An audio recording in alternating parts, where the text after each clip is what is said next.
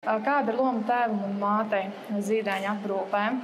Tad tas, ko mēs zinām, ka tad, kad ir grūtniecības laiks, tad sieviete iznēsā bērniņu un piedzimstot, viss šī saiknes veidošana notiek caur māti, kad viņš ir bijis pie mammas, tāpēc viņš vislabāk jūt mammu un viņš jūtas visdrošāk pie mammas.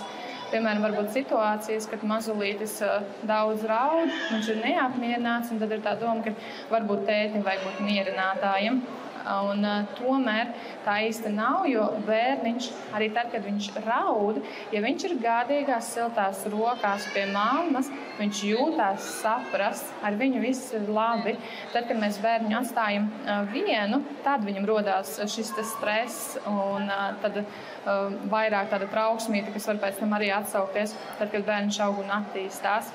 Tēta loma ir nevis emociju regulācija, bet rūpēties par sievieti, par mammu, lai viņa jūtās aprūpēta, lai viņai ir ēdiens, lai māja ir kārtībā un lai viņai nav liels sloks, lai viņa savukārt var dzīvoties ar mazulīti un rūpēties par mazulīšu emociju regulāciju.